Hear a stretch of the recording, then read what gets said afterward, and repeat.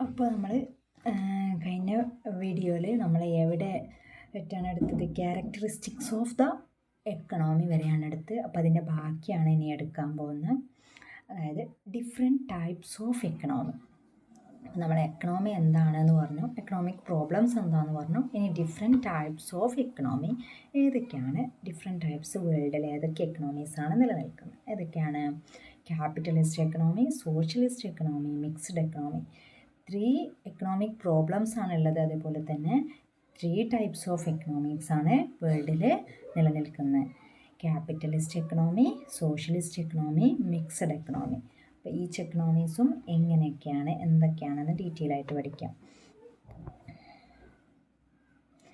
Capitalist economy. Capitalist economy എന്ന് പറഞ്ഞാൽ it is N economy in which ownership of the factors of production is concentrated in individuals. അതായത് ഒരു ഇൻഡിവിജ്വൽസിൽ production of factors, ഒരു പ്രൊഡക്ഷൻ്റെ എല്ലാ ഫാക്ടേഴ്സും അതിൻ്റെ ഓണർഷിപ്പും ഉള്ള ഒരു ഇൻഡിവിജ്വലിനായിരിക്കും. അങ്ങനെയുള്ള എക്കണോമികളെയാണ് നമ്മൾ എന്താ പറയുക, ക്യാപിറ്റലിസ്റ്റ് എക്കണോമി. ചില രാജ്യങ്ങളിൽ എന്തായിരിക്കും, അവിടെ എന്ത് സ്ഥാപനങ്ങളുണ്ടെങ്കിലും അത് ഏതെങ്കിലും ഒരു ഇൻഡിവിജ്വലിൻ്റെ കയ്യിലായിരിക്കും. അപ്പോൾ അങ്ങനെയുള്ളതിനെയാണ് ക്യാപിറ്റലിസ്റ്റ് എക്കണോമി എന്ന് പറയാം. അപ്പോൾ എന്തൊക്കെയാണ് അതിൻ്റെ പ്രത്യേകതകളെന്ന് നോക്കാം. അപ്പോൾ നമ്മുടെ നാടിനെ സംബന്ധിച്ച് നമ്മൾ 2 എക്കണോമിയുണ്ട്. അതായത് പ്രൈവറ്റ് സ്ഥാപനങ്ങളുണ്ട്, ഗവൺമെൻറ്റിൻ്റെ സ്ഥാപനങ്ങളുണ്ട് അല്ലേ. അപ്പോൾ മുഴുവനായിട്ടും പ്രൈവറ്റായിട്ട് സ്ഥാപനങ്ങളുള്ള കൺട്രിയാണ് ക്യാപിറ്റലിസ്റ്റ് എക്കണോമി സ്വീകരിച്ചിട്ടുള്ള, അക്സെപ്റ്റ് ചെയ്തിട്ടുള്ള കൺട്രി എന്ന് പറയുന്നത്. അതിന് എക്സാമ്പിളാണ് USA. അപ്പോൾ അതിൻ്റെ features: all persons have the right to own property അല്ലേ. ഒരു പ്രോപ്പർട്ടിയിൽ എന്ത് ബിസിനസ് ആണെങ്കിലും ഇനിയിപ്പോൾ ഹോസ്പിറ്റലാണെങ്കിലും അതിൻ്റെ എല്ലാ എന്താ പറയുക റൈറ്റും ഉണ്ടാവുക അവിടെ ആ ഓണർക്കായിരിക്കും. All persons have right to own property. അവരുടെ പ്രോപ്പർട്ടിയിൽ അവർക്കായിരിക്കും. അവിടെ ഗവൺമെൻറ്റിൻ്റെ ഇൻ്റർവെൻഷൻ കുറവായിരിക്കും, മാക്സിമം പ്രോഫിറ്റ് ആയിരിക്കും. ഇപ്പോൾ ഇനി ഒരു പ്രൈവറ്റ് ഹോസ്പിറ്റലുകളൊക്കെയാണ് തുടങ്ങുന്നതെന്ന് വെച്ചെങ്കിൽ അതിൻ്റെ എന്തായിരിക്കും, പ്രോഫിറ്റ് ആയിരിക്കും. അതിൻ്റെ മാക്സിമം ലാഭം എടുക്കുക എന്നുള്ളതായിരിക്കും അവരുടെ ലക്ഷ്യം ഉണ്ടാവുക. ഇനി പ്രൈവറ്റ് സ്കൂളായിരിക്കട്ടെ, പ്രൈവറ്റായിട്ട് തുടങ്ങുന്ന എന്ത് സ്ഥാപനങ്ങളുടെയും ലക്ഷ്യം എന്ന് പറയുന്നത് മാക്സിമം പ്രോഫിറ്റ് ആയിരിക്കും. അപ്പോൾ അതാണ് ക്യാപിറ്റലിസ്റ്റ് എക്കണോമിയുടെ മറ്റൊരു പ്രത്യേകത. Next one, limited government intervention ആയിരിക്കും. ഇതിൽ ഗവൺമെൻറ്റിൻ്റെ ഇടപെടൽ എന്ന് പറയുന്നത് വളരെ കുറവായിരിക്കും. അവിടെ എല്ലാം ഓണേഴ്സ് തീരുമാനിക്കുന്നതായിരിക്കും കാര്യങ്ങൾ. പിന്നെ individuals can store resource and use it to produce goods and services as they want. അതായത് ഇവിടെ ഇൻഡിവിജ്വൽസിന് തീരുമാനിക്കാം അല്ലേ, അവരുടെ ആ ഓണേഴ്സിന് എന്തായിരിക്കാം, എന്ത് പ്രൊഡ്യൂസ് ചെയ്യണം അല്ലേ, അത് എങ്ങനെ യൂസ് ചെയ്യണം എന്നൊക്കെ, റിസോഴ്സുകളെ എങ്ങനെ സ്റ്റോർ ചെയ്യണം, അതെങ്ങനെ യൂസ് ചെയ്യണം, എന്ത് ഗുഡ്സ് പ്രൊഡ്യൂസ് ചെയ്യണം, എന്ത് സർവീസ് പ്രൊഡ്യൂസ് ചെയ്യണം എന്നൊക്കെ ആർക്ക് തീരുമാനിക്കാം? അവിടുത്തെ ഓണർക്ക്, ഓരോ ഇൻഡിവിജ്വലിനും തീരുമാനിക്കാം. അതായത് ഇപ്പോൾ എക്സാമ്പിൾ പറയുകയാണെങ്കിൽ നമുക്ക് പ്രൈവറ്റ് സ്കൂളുകളൊക്കെ അവിടെ എന്ത് കൊടുക്കണമെന്ന് പ്രൈവറ്റ് ആയിട്ട് നടക്കുമ്പോൾ അതിൻ്റെ ഓണർ തീരുമാനിക്കും, ഗവൺമെൻറ് അല്ല തീരുമാനിക്കാം. അപ്പോൾ ഇങ്ങനെയുള്ള രാജ്യത്ത് മുഴുവനും അവർ ഏത് സ്ഥാപനങ്ങൾ തുടങ്ങുകയാണെങ്കിലും ആ തുടങ്ങിയ ആളായിരിക്കും അവിടെ കാര്യങ്ങൾ തീരുമാനിക്കാം. The consumer has complete freedom in the market. ഇവിടെ കൺസ്യൂമർക്ക് കംപ്ലീറ്റ് ഫ്രീഡം ഉണ്ടായിരിക്കും. കംപ്ലീറ്റ് ഫ്രീഡം മീൻസ് കൺസ്യൂമർക്ക് എന്തും വാങ്ങിക്കാൻ. ഇപ്പോൾ എക്സാമ്പിൾ പറയുകയാണെങ്കിൽ നമ്മുടെ രാജ്യത്ത് 2 കൂടിയിട്ടുള്ള എക്കണോമിയാണുള്ളത്. ഇപ്പോൾ നമ്മൾ റേഷൻ കടയിൽ പോയി കഴിഞ്ഞാൽ നമുക്കെല്ലാം വാങ്ങിക്കാനുള്ള ഫ്രീഡം ഉണ്ടോ? അല്ലാത്തൊരു പ്രൈവറ്റ് സാധാരണ കടകളിൽ പോയി കഴിഞ്ഞാൽ നമ്മുടെ കയ്യിലുള്ള ക്യാഷ് കൊണ്ട് നമുക്കവിടെ ഇഷ്ടമുള്ളത് വാങ്ങാനുള്ള ഫ്രീഡം ഉണ്ട് അല്ലേ. റേഷൻ കടയിൽ ഓരോരുത്തർക്കും കൊടുക്കുന്ന അർഹതപ്പെട്ട സാധനങ്ങളുണ്ടാവും, അതനുസരിച്ച് നമുക്ക് വാങ്ങാൻ പറ്റുള്ളൂ. കാരണം അതൊരു പ്രൈവറ്റ് ആയിട്ടുള്ള അല്ല, ഗവൺമെൻറ്റിൻ്റെ ഇതാണ്, സംരംഭമാണ്, അതുകൊണ്ടാണ്. അപ്പോൾ ഇങ്ങനെ പ്രൈവറ്റായിട്ടാണ് ഫുള്ള് ഒരു രാജ്യത്തുള്ളത് വെച്ചെങ്കിൽ അവിടെ എവിടെയും പോയിട്ട് ആളുകൾക്ക് എന്തും വാങ്ങാൻ ക്യാഷ് വേണമെന്നേ ഉണ്ടാവുള്ളൂ. വാങ്ങാനുള്ള ഫ്രീഡം അവർക്കുണ്ടാവും. Competition among industries. പിന്നെ ഒരേപോലെയുള്ള കടകളാണെങ്കിലും സ്കൂളുകളാണെങ്കിലും പ്രൈവറ്റ് ആയിട്ട് നടത്തുന്നതാകുമ്പം തമ്മിലൊരു കോമ്പറ്റീഷൻ ഉണ്ടാവും. അവരിൽ നിന്ന് കൂടുതൽ അവർക്ക് ബെനിഫിറ്റ് കിട്ടണം എന്നുള്ള ഒരു കോമ്പറ്റീഷൻ ഉണ്ടാവും. അപ്പോൾ ഇത്രയാണ് ഇതിൻ്റെ ഫീച്ചേഴ്സ് എന്ന് പറയുന്നത്. നെക്സ്റ്റ് രണ്ടാമത്തതാണ് സോഷ്യലിസ്റ്റ് എക്കണോമി. സോഷ്യലിസ്റ്റ് എക്കണോമി എന്ന് പറഞ്ഞു കഴിഞ്ഞാൽ a capitalist economy is one in which the government owns and controls all factors of production. A centralized planning committee will take decisions on economic activities. അതായത് socialist economy എന്ന് പറഞ്ഞു കഴിഞ്ഞാൽ capitalist എക്കണോമിയുടെ നേരെ ഓപ്പോസിറ്റാണ്. Capitalist എക്കണോമിയിൽ full ആരായിരുന്നു? Individuals ആയിരുന്നു അവിടെ ഓണർഷിപ്പും കാര്യങ്ങളൊക്കെ ഉണ്ടായിരുന്നത്. പക്ഷേ ഇവിടെ എന്താണ്? ഫുള്ള് ഗവൺമെൻറ് ആയിരിക്കും എല്ലാ ഫാക്ടേഴ്സ് ഓഫ് പ്രൊഡക്ഷൻ്റെയും ഓണർ എന്ന് പറയുന്നത് അവിടുത്തെ ഗവൺമെൻറ് ആയിരിക്കും. അപ്പോൾ ഇങ്ങനെയുള്ള രാജ്യങ്ങളിൽ എല്ലാ സ്ഥാപനങ്ങളും അവിടെ പ്രൈവറ്റ് ആയിട്ടൊന്നും ഉണ്ടാവില്ല. എല്ലാം എന്തായിരിക്കും? ഗവൺമെൻറ് ഹോസ്പിറ്റലുകൾ, ഗവൺമെൻറ് സ്കൂളുകൾ, മറ്റുള്ള റെയിൽവേ എല്ലാം എന്തായിരിക്കും? ഗവൺമെൻറ്റിൻ്റെ ആയിരിക്കും. അപ്പോൾ എന്തൊക്കെയാണ് സോഷ്യലിസ്റ്റ് എക്കണോമി ആയിട്ടുള്ള സോഷ്യലിസ്റ്റ് എക്കണോമിയുടെ ഫീച്ചേഴ്സ്, പ്രത്യേകതകൾ എന്തൊക്കെയാണെന്ന് നോക്കാം. Ownership of the factors of production is vested in the government. അതായത് ഫുൾ ഗവൺമെൻറ് നിയന്ത്രിക്കുന്നത് കൊണ്ട് തന്നെ അതിൻ്റെ ഓണർഷിപ്പ് എല്ലാം ഗവൺമെൻറ്റിനായിരിക്കും. Social welfare is the main objective. അതായത് സോഷ്യൽ വെൽഫെയർ ആയിരിക്കും. ഇപ്പോൾ നമുക്ക് നമ്മുടെ രാജ്യം വെച്ച് എക്സാമ്പിൾ പറയുകയാണെങ്കിൽ നമ്മൾ ഗവൺമെൻറ് ഹോസ്പിറ്റലുകളൊക്കെ തുടങ്ങുന്നത് എന്തായിരിക്കും? സോഷ്യൽ വെൽഫെയർ ആയിരിക്കും ഉദ്ദേശം അല്ലേ? ജനങ്ങൾക്ക് എല്ലാവർക്കും ട്രീറ്റ്മെൻറ്റ് കിട്ടുക, അങ്ങനെയുള്ള ഉദ്ദേശത്തോടു കൂടിയായിരിക്കും. നേരെ മറിച്ചൊരു പ്രൈവറ്റ് ആണെങ്കിൽ ട്രീറ്റ്മെൻറ്റ് അവിടെ കൊടുക്കുന്നുണ്ടെങ്കിലും അവരുടെ ലാഭമായിരിക്കും അവരുടെ ലക്ഷ്യം ഉണ്ടാവുക അല്ലേ? അപ്പോൾ സോഷ്യലിസ്റ്റ് എക്കണോമി സ്വീകരിച്ചിട്ടുള്ള ഒരു കൺട്രിയിൽ എന്ന് പറഞ്ഞാൽ അവിടുത്തെ എല്ലാ സ്ഥാപനങ്ങളും സോഷ്യൽ വെൽഫെയർ തന്നെയായിരിക്കും അവിടുത്തെ മെയിൻ ഒബ്ജക്റ്റീവ്, മെയിൻ ലക്ഷ്യം എന്ന് പറയുന്നത് സോഷ്യൽ വെൽഫെയർ ആയിരിക്കും. Next, governments control over the market. Governments ആയിരിക്കും അവിടുത്തെ എല്ലാ മാർക്കറ്റിങ് അവിടെ എങ്ങനെ നടത്തണം എല്ലാം എന്താണ്? ഫുള്ളായിട്ട് ഗവൺമെൻറ് ആയിരിക്കും തീരുമാനിക്കുക.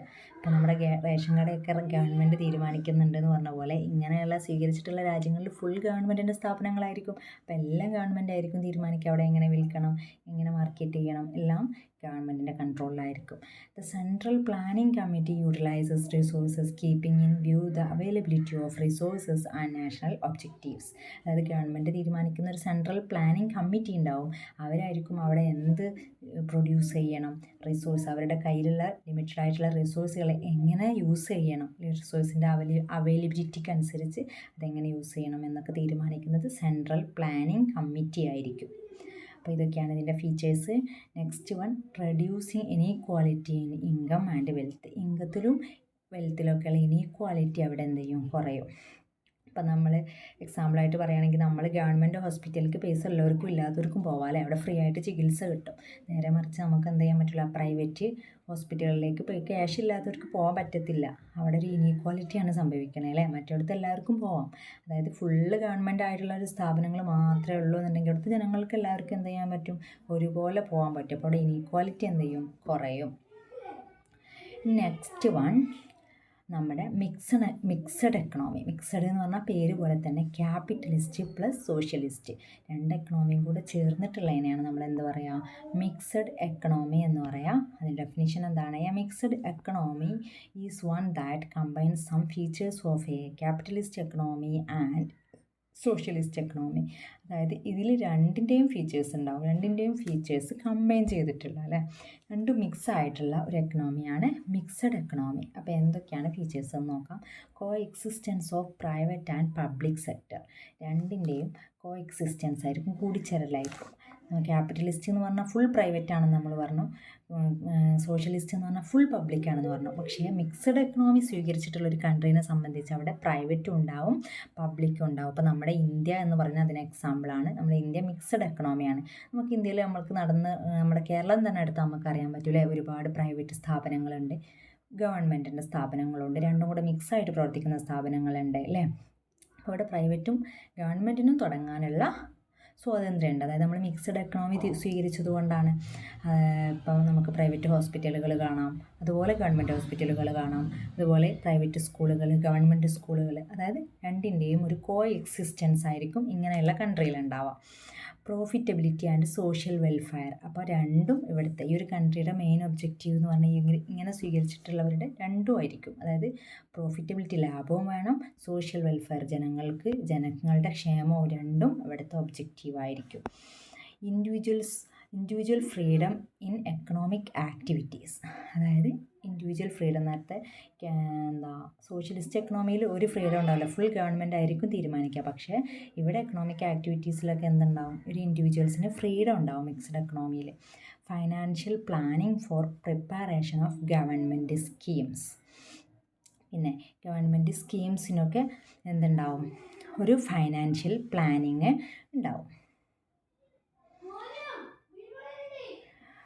Government regulation of commodity prices in certain sector. ചില സെക്ടറിൽ ചില സാധനങ്ങൾക്ക്, വസ്തുക്കൾക്ക് ഗവൺമെൻറ് ചെയ്യും അവിടെ പ്രൈസൊക്കെ റെഗുലേറ്റ് ചെയ്ത് കുറച്ചിട്ട് അങ്ങനെ ഗവൺമെൻറ് നിയന്ത്രിക്കും.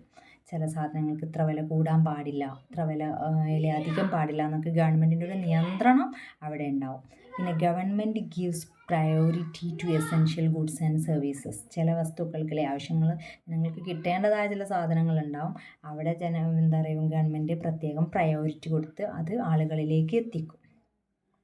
അപ്പോൾ നമുക്ക് അരിയൊക്കെ അല്ലെ റേഷൻ കട വഴിയോ ഒക്കെ നമുക്ക് എന്ത് ചെയ്യുന്നുണ്ട്, നല്ല രീതിയിൽ നമുക്ക് കിട്ടേണ്ട സാധനങ്ങൾ, മെയിനായിട്ട് ബേസിക്കായിട്ട് കിട്ടേണ്ട സാധനങ്ങൾ നമുക്ക് എത്തിക്കുന്നുണ്ട്, അങ്ങനെ എത്തിക്കും. പിന്നെ അതുപോലെ തന്നെ ചില പ്രൈവറ്റ് സ്ഥാപനങ്ങളാണെങ്കിലും ചില സാധനങ്ങളുടെ വില ഒരു ഇത്ര ലിമിറ്റിൽ പോകാൻ പാടില്ല എന്നുള്ളൊരു നിയമം ഉണ്ടാവും.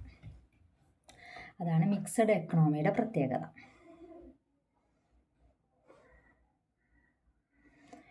നെക്സ്റ്റ് നമ്മൾ 3 എക്കണോമിനെ കുറിച്ചും പഠിച്ചു. കുറച്ച് എക്കണോമിസ്റ്റുകളെ കുറിച്ച് പറയാം. First one, Adam Smith. In earlier times economics was known as the science of wealth. പണ്ട് കാലത്തെ എക്കണോമിക്സിന് നമ്മൾ പറയുക സയൻസ് ഓഫ് വെൽത്ത്, അതായത് സയൻസ് ക്ഷേമത്തിൻ്റെ ശാസ്ത്രം എന്നാണ് പറയുക. Adam Smith, who is known as father of economics, was the main proponent of this. ഇങ്ങനെ പറഞ്ഞിട്ടുള്ള ആളാണ് നമ്മുടെ ആഡം സ്മിത്ത്. അദ്ദേഹം ഫാദർ ഓഫ് എക്കണോമിക്സ്, അതായത് എക്കണോമിയുടെ ഫാദർ എന്നാണ് അറിയപ്പെടുന്നത്. സാമ്പത്തിക ശാസ്ത്രത്തിൻ്റെ ഫാദറാണ് നമ്മുടെ ആഡം സ്മിത്ത്. ആഡം നബി ആദമാണ് ആദ്യ പിതാവ് എന്ന് പറയാറുണ്ടല്ലോ, അതേപോലെ അത് ഓർത്ത് വെച്ചാൽ മതി. സാമ്പത്തിക ശാസ്ത്രത്തിൻ്റെ ഫാദർ എന്ന് പറയുന്നത് ആഡം സ്മിത്താണ്. ആൽഫ്രഡ് മാർഷൽ, നെക്സ്റ്റ് അടുത്ത ആളാണ് നമ്മുടെ Alfred marshal. Formulated economics as the science that deals with welfare. അല്ലേ, വെൽഫെയർ ഡീൽസ് ചെയ്യുന്ന ഒരു സയൻസ് തന്നെയാണ് ഏകദേശം തന്നെ സയൻസ് ഓഫ് വെൽഫെയർ. അത് തന്നെയാണ് അദ്ദേഹത്തിൻ്റെയും ഒപ്പീനിയൻ.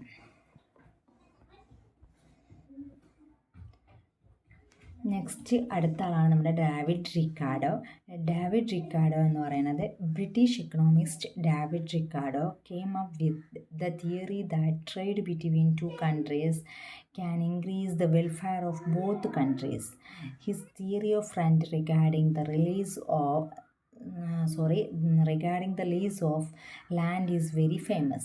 അതായത് ഡേവിഡ് റിക്കാർഡോ പറയുന്നത് എന്താണ്, രണ്ട് രാജ്യങ്ങൾ തമ്മിലുള്ള ട്രേഡ് റിലേഷൻ എന്താണ്, രണ്ട് രാജ്യത്തിൻ്റെയും വെൽഫെയർ വർദ്ധിപ്പിക്കും, ഇൻക്രീസ് ചെയ്യും, ക്ഷേമം വർദ്ധിപ്പിക്കും. രണ്ട് രാജ്യങ്ങൾ തമ്മിൽ കച്ചവടത്തിൽ ഏർപ്പെട്ട് കഴിഞ്ഞാൽ രണ്ട് രാജ്യങ്ങളുടെയും വെൽഫെയർ, സാമ്പത്തിക നിലയൊക്കെ ഉയരുമെന്നാണ് പറയുന്നത്. തിയറി ഓഫ് റെൻറ്റ്, അദ്ദേഹത്തിൻ്റെ പ്രസിദ്ധമായിട്ടുള്ള ഒരു തിയറിയാണ് തിയറി ഓഫ് ലെൻറ്റ്.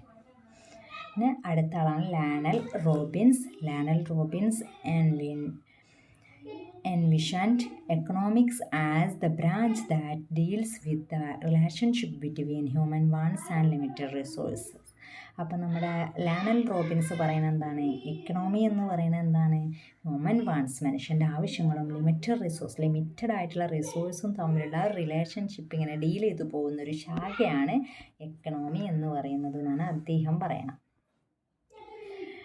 നെക്സ്റ്റ് നമ്മുടെ കാൾ മാർക്സ് ആണ്. ജർമ്മൻ എക്കണോമിസ്റ്റ് ആയിട്ടുള്ള കാൾ മാർക്സ് ആൻഡ് ഫിലോസഫർ. അദ്ദേഹം ഒരു ഫിലോസഫറാണ്. Karl Marx developed the theory of surplus value. അദ്ദേഹമാണ് സർപ്ലസ് വാല്യൂ എന്ന് പറയുന്ന തിയറി ഡെവലപ്പ് ചെയ്തത്. According to Karl Marx, the basis of production is the labour of workers, but only a small portion of this is given to the laborer and the majority is kept by the capitalist. അപ്പോൾ അദ്ദേഹത്തിൻ്റെ അഭിപ്രായത്തിൽ അദ്ദേഹം പറയുന്നത് എന്താണ്, ഏതൊരു പ്രൊഡക്ഷൻ്റെയും അടിസ്ഥാനം എന്ന് പറയുന്നത് ശരിക്കും തൊഴിലാളികളുടെ വർക്കാണ്, അവരുടെ ജോലിയാണ്, അവർ ചെയ്യുന്ന തൊഴിലാണ്. പക്ഷേ അവർക്ക് കിട്ടുന്നത് വളരെ കുറഞ്ഞ ഒരു പോർഷൻ മാത്രം അല്ലേ, ആ ഒരു പ്രൊഡക്ഷൻ്റെ വളരെ കുറഞ്ഞൊരു ഭാഗം, ഒരു കുറഞ്ഞ ബെനിഫിറ്റിൽ നിന്ന് കുറഞ്ഞത് മാത്രമേ അവർക്ക് കിട്ടുന്നുള്ളൂ. ബാക്കി ബെനിഫിറ്റ്സ് എല്ലാം എടുക്കുന്നത് ക്യാപിറ്റലിസ്റ്റാണ്, മുതലാളിമാരാണെന്നാണ് പറയണം. നെക്സ്റ്റ് ആണ് നമ്മുടെ ജെ എം കെയ്ൻസ് എന്താ പറയണ, he's an economist who argued for the theory of government intervention in the economic sector. He opined that economic problems can be solved to some extent through government intervention. അതായത് economic സെക്ടറിലെ government ഇൻ്റർവെൻഷന് കൂടുതൽ പ്രാധാന്യം നൽകിയിട്ടുള്ള ആളാണ് നമ്മുടെ Keynes. അദ്ദേഹം പറയുന്നത് economic സെക്ടറിൽ government intervention ഉണ്ടായിക്കഴിഞ്ഞാൽ, ഗവൺമെൻറ്റിൻ്റെ ഇടപെടൽ ഉണ്ടായിക്കഴിഞ്ഞാൽ എക്കണോമിക് ഇഷ്യൂസ്, ഒരുപാട് സാമ്പത്തിക പ്രോബ്ലങ്ങൾ നമുക്ക് എന്ത് ചെയ്യാൻ പറ്റും, പരിഹരിക്കാൻ പറ്റും, സോൾവ് ചെയ്യാൻ പറ്റും എന്നാണ് അദ്ദേഹം പറയുന്നത്. അടുത്ത ആളാണ് J Schumpeter, a native of ചെക്ക് Republic, develop the concept of creative destruction. അദ്ദേഹമാണ് ക്രിയേറ്റീവ് ഡിസ്ട്രക്ഷൻ എന്നുള്ള ഒരു കോൺസെപ്റ്റ് ഡെവലപ്പ് ചെയ്തിട്ടുള്ളത്. എന്താണ് അങ്ങനെ പറഞ്ഞു കഴിഞ്ഞാൽ, industries and technologies create new opportunities and growth through innovation. അതായത് പുതിയ പുതിയ ഇൻഡസ്ട്രീസും പുതിയ പുതിയ ടെക്നോളജിയൊക്കെ വരുമ്പം പുതിയ ഓപ്പർച്യൂണിറ്റീസും കാര്യങ്ങളൊക്കെ വരുന്നുണ്ട്. അതായത് പുതിയ ന്യൂ ഓപ്പർച്യൂണിറ്റീസ്, പുതിയ പുതിയ ഇന്നോവേഷൻസിലൂടെ പുതിയ ഓപ്പർച്യൂണിറ്റീസ് വരുന്നുണ്ട്. പക്ഷേ he also opined that existing industries and technologies are disrupted or destroyed by innovations. അതായത് പുതിയ ടെക്നോളജി വരുമ്പോൾ പഴയതെന്താവാണ്, പഴയ ടെക്നോളജികളും പഴയ ഇൻഡസ്ട്രികളും അവിടെ നശിച്ചു പോവുകയാണ്. ഇപ്പോൾ എക്സാമ്പിൾ നമ്മൾ എടുക്കുകയാണെങ്കിൽ പുതിയ പുതിയ കാര്യങ്ങളിലെ നമ്മൾ പുതിയ കണ്ടുപിടുത്തങ്ങൾ ചെയ്യുമ്പോൾ പഴയതിനൊരു വിലയില്ലാതാവുന്നുണ്ട് പലപ്പോഴും. നമ്മളിപ്പം നാട്ടിൻപുറത്തൊരു കാര്യം പറയുകയാണെങ്കിൽ നമ്മുടെ ഈ അമ്മിയൊക്കെ അല്ലേ എന്തൊരു മാത്രം വിലയുള്ള സാധനമായിരുന്നു അന്ന്, എല്ലാവർക്കും ഉപകാരപ്പെട്ട്. ഇപ്പോൾ അതിനൊരു വിലയില്ല, മിക്സി യൂസ് ചെയ്യുന്നു. ഇപ്പോൾ പല പല മൊബൈൽ ഫോണുകൾ ഇറങ്ങിയപ്പം ആദ്യം ഉണ്ടായിരുന്ന മൊബൈൽ ഫോണുകൾക്കൊന്നും വില ഇടിഞ്ഞു പോയില്ലേ, അതിൻ്റെ കമ്പനികൾക്ക് തന്നെ പല കമ്പനികളും പൂട്ടിപ്പോയത് വരെയുണ്ട്. അപ്പോൾ ഇതാണ് പുതിയത് വരുന്ന സമയത്ത് പഴയത് നശിച്ചു പോകുന്നുണ്ട്. ക്രിയേറ്റിവിറ്റി നടക്കുന്നു, അതോടുകൂടി ഒരു ഡിസ്ട്രക്ഷൻ നടക്കുന്നു എന്നാണ് നമ്മുടെ ഷുംപീറ്റർ പറയുന്നത്. പിന്നെ നമുക്ക് നമ്മുടെ കുറച്ച് ഇന്ത്യക്കാരായിട്ടുള്ള എക്കണോമിസ്റ്റുകളെ നോക്കാം. ഇതൊക്കെയാണ് Chanakya in ancient India. Ancient ഇന്ത്യയിലുണ്ടായിരുന്ന ഒരു എക്കണോമിസ്റ്റാണ് നമ്മുടെ Chanakya, who devised an efficient tax system. അദ്ദേഹം കൊണ്ടുവന്നിട്ടുള്ളതാണ് efficient tax system for the country's economic development. And Dadabhai Naoroji the originator of the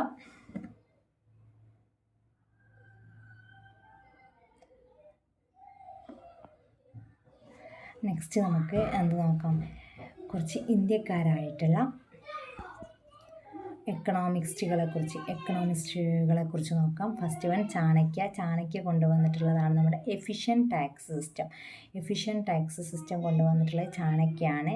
പിന്നെ അടുത്ത ആളാണ് നമ്മുടെ Dadabhai Naoroji the drain theory. നമ്മുടെ ബ്രിട്ടീഷുകാരുടെ കാലത്ത് ഡ്രെയിൻ തിയറി എന്ന് പറയുന്ന തിയറി കൊണ്ടുവന്നിട്ടുള്ളതും അതിൽ നിന്ന് നമ്മുടെ ഒരുപാട് നമ്മുടെ സാമ്പത്തിക വീക്ക്നെസ്സൊക്കെ മനസ്സിലാക്കാനും അതിൽ നിന്ന് ഒരുപാട് സാമ്പത്തികമായിട്ട് പ്രോഗ്രസ് ഉണ്ടാക്കാനൊക്കെ പറ്റിയിട്ടുണ്ട്. അതാണ് ഡ്രെയിൻ തിയറി. അത് കൊണ്ടുവന്നത് നമ്മുടെ ദാദാബായ് നവറോജിയാണ്. അതുപോലെ അടുത്ത ആളാണ് നമ്മുടെ മഹാത്മാഗാന്ധി. നമ്മുടെ ഫാദർ ഓഫ് അവർ നാഷൻ, നമ്മുടെ നാഷൻ്റെ ഫാദറായിട്ടുള്ള മഹാത്മാഗാന്ധിക്ക് ഒരുപാട് വിഷൻസ് ഉണ്ടായിരുന്നു, എക്കണോമിക് വിഷൻസ്. അത് അദ്ദേഹത്തിൻ്റെ ബുക്സുകളായിട്ടുള്ള Hindu Swaraj, India of my dreams, ഈ ബുക്കിലൊക്കെ എന്ത് ചെയ്യുന്നുണ്ട്, വിവരിക്കുന്നുണ്ട്.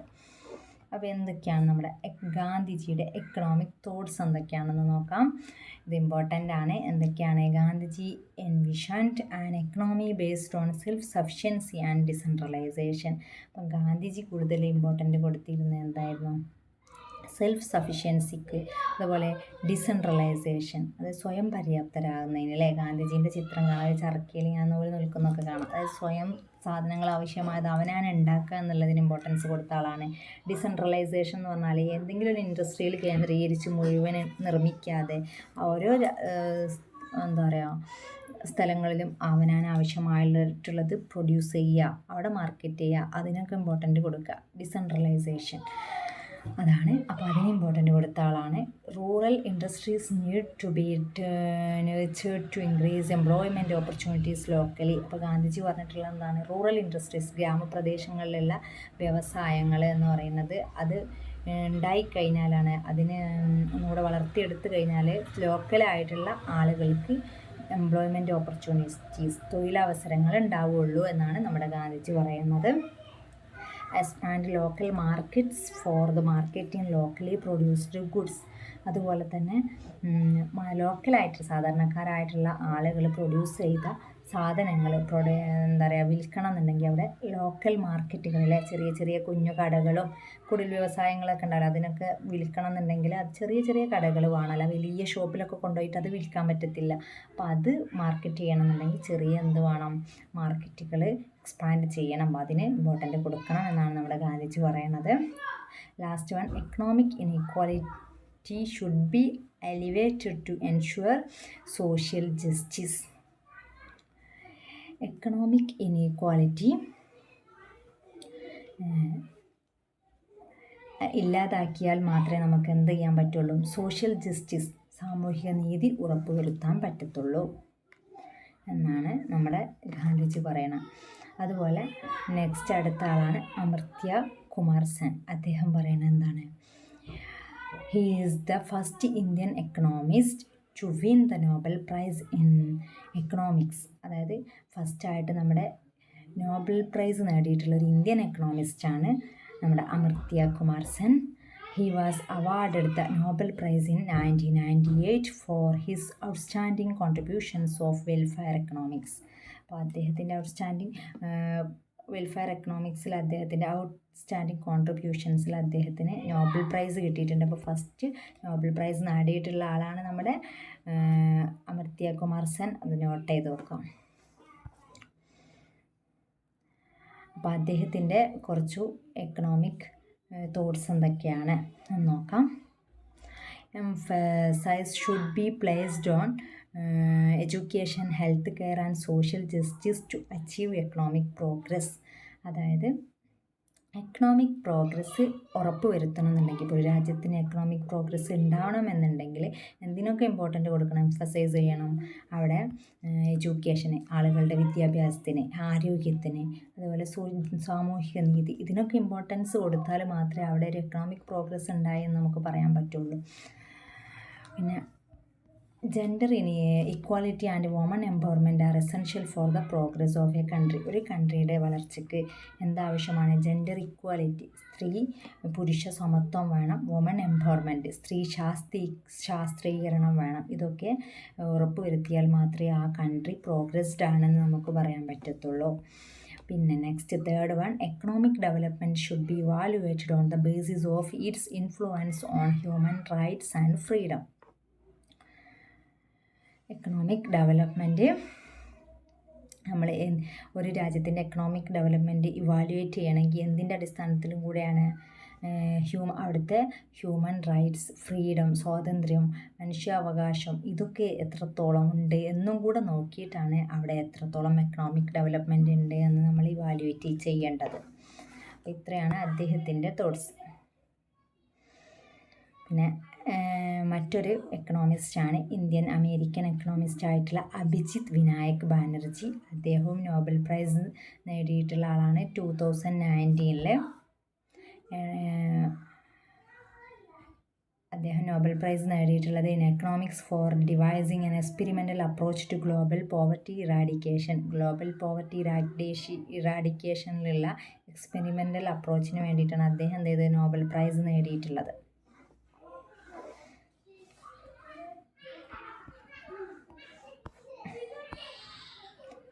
അപ്പോൾ ഇത്രയും കാര്യങ്ങളാണ് നമ്മുടെ എന്താ പറയുക ഈ ചാപ്റ്ററിൽ നമുക്ക് പഠിക്കാനുള്ള കുറച്ച് എക്കണോമിസ്റ്റുകളും അതുപോലെ തന്നെ എന്താണ് എക്കണോമി എന്നും അതുപോലെ ബേസിക് എക്കണോമിക് പ്രോബ്ലംസ് എന്താണെന്നും ബേസിക് ആയിട്ടുള്ള 3 എക്കണോമികൾ ഏതൊക്കെയാണെന്നുമാണ് നമുക്ക് ഈ ചാപ്റ്ററിൽ പഠിക്കാനുള്ളത്. Okay, thank you.